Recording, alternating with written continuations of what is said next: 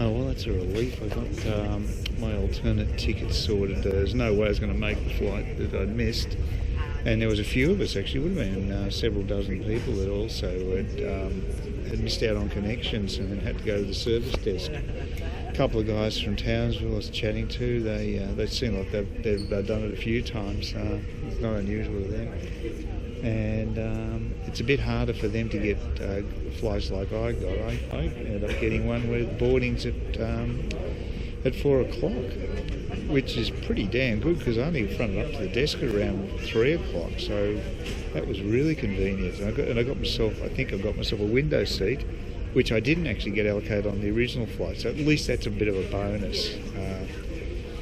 There'll be a little bit of light because it'll be 4:30. It'll still be a bit, over an hour of the flight will be in light, and then when we land it should be dark, but it'll be about 7 o'clock when I get into Cairns. Not as good as 4:30, the original, but it's okay, and at least I get myself some food from the local takeaway. They'll still be open, and that's going to be convenient. So, yeah, all in all, could have worked out a lot worse, but and actually they've got comfy seats here in Brisbane in the airport. It's quite nice. There's a picture of sort of scan of it. That's smog there. It looks like it's sort of a bank of smog. But it's actually quite a nice day here. I don't know what the temperature's like, but I know it'd be better than Melbourne. Melbourne actually looked all right, but it's cool weather. I think my cousin told me it was about 18 today. And they're supposed to do handstands over that sort of weather. But look, the main thing is I'll get back tonight. I'll just be happy. I'll get my blood test done tomorrow morning. I'm exhausted. I just want to get home and relax and get a bit of shut-eye, and then get that test done tomorrow morning, and then maybe tackle my tax return on Saturday. But it's just, yeah, there's a lot of traffic in the air. It is Friday. I noticed that in Melbourne and Brisbane, there's quite a few flights taking place. It's very busy. This is more an old school, old worldy type look to this terminal, but it's quite nice. As I say, it's practical because the chairs are more comfortable than the ones in Melbourne, that's for sure.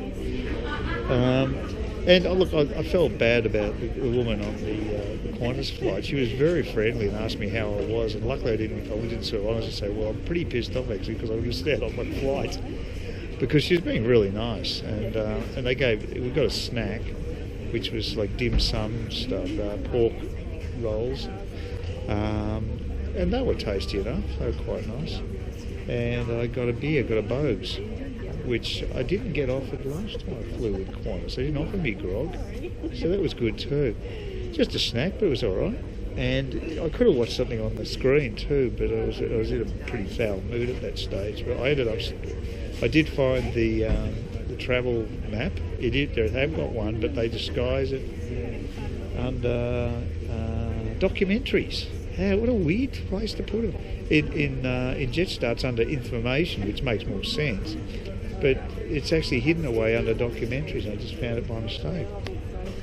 And it's a little more flash than the one in Jetstar too. The graphics are nicer.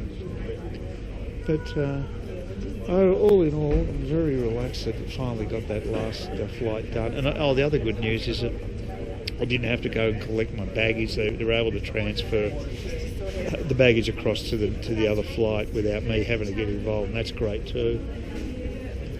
So yeah, it's excellent, all good. Actually, I don't know if we have to do a security check. We were at the gates, but maybe they've got them. You have to go through them to just get inside there. I don't know. Doesn't look like it though. But maybe you have to do it just to get into this area from outside the street, and so there's no need to do it again, which would be nice because that's one of the things that drives me crazy about flying, continually going through security checks. And of course everyone's got their own protocols, so you don't exactly know what you can do. The sandals have worked out well. I didn't get any hassles with them compared to those hulking shoes that I bought in Cairns. Yeah, these things don't cause as much hassle, although I did have to take them off in Vietnam. everyone had to remove their footwear in Vietnam, so that's their protocol. But over here we don't get that as much. It just depends. And it also happened to me in Italy, because I think if you could have a shoe bomb or something, which is funny because it's the most ramshackle bloody airport I think I've ever come across. The Leonardo da Vinci airport in Rome. It's a shocker. But they were fairly stringent on that aspect of security. But I'm sure there's plenty of other loopholes there. But anyway, it's good. I'm just relaxing now. I'm bored again, and for the last time for a while. Oh, that'd be good. I'm so sick of flying, and get back home. Well, the Tigers won a very close fought contest with Collingwood, old rivals at the G. And I can imagine that the weather was crap. It was probably about 12 degrees, and it's absolutely perfect up here. But what was interesting is that the barmaid, who's Irish girl, short, cute Irish girl, she actually seemed to understand that it was a very close game. She came up just before the end and said it was quite tense, and it was. So she picked that. Unfortunately, there's no audio, so I can't actually hear the club song and what have you, which is pretty important to a Richmond supporter. It's a very iconic song. So unfortunately, that's not part of the celebration, but I might get it off YouTube. There'll be somebody will upload it. So I'll get the atmosphere that way. There was no sound, just vision throughout the whole game. So, but I ended up drinking 4 pints of Guinness, which I haven't done for ages, and I probably won't be doing for a long time once I get that medication into me, because it's going to totally stuff me up.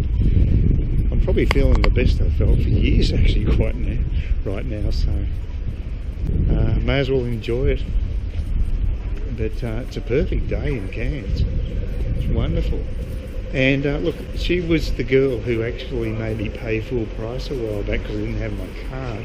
I hadn't flashed my card, but to be fair to her, she actually took down my basic details like name and date of birth to pass on to the manager, who I don't get on with, I've got to say, to get another card if I can't find the original one, which is the discount card for the place.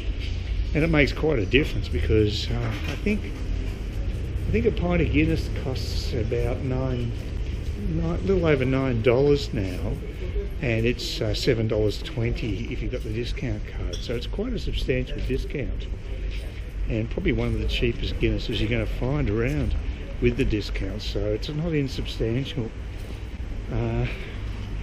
But I just feel like I probably won't be feeling like drinking or eating much once this medication kicks in, so that's the problem. So I may not be able to use the damn card anyway. So, but the actual pub was doing okay. They had a few people in there, and they've been hurting really bad because of the renovations. People just weren't aware that the place was open. And well, not renovations, actually, they were the roof repairs, actually. And they caused major devastation to their business, basically. So, there's been major work here. Maybe they're widening the highway. Just get across and go. Yep. That was a little audacious of me, or what the hell. It's funny watching a lot of the Asian tourists around here are very deferential to the signs, the traffic signs, whereas me, who probably has, I don't know if I have any convict blood in me, maybe I do, probably do actually. I'm more about pragmatism and expediency, and if I figure I can get across, I'll do it. Especially in a place like Cairns, where the traffic isn't generally a big issue. Although today, I've got to say, I found there was quite a bit of traffic on Mulgrave Road. It seems to be building up. So even though the taxi driver might have said he didn't think there was any more traffic than usual, I'd have to disagree. To me it seems like it's getting busier up here. And maybe they're opening up more suburbs outside of Cairns, and people are coming in through Mulgrave Road, which is one of the major arterials to get here. He did actually concede there was a choke point though to go up to the northern beaches, because they just don't have much wiggle room to actually increase the size of the roads up that way. So it just depends where you're talking. Please consider subscribing to my channel if you think there's anything there of use to you, or entertainment or whatever. And either do that or give me a thumbs up, or if you're feeling really energetic, do both. That'd be great. But please don't ignore me. That's the worst thing you can do on YouTube, is be ignored.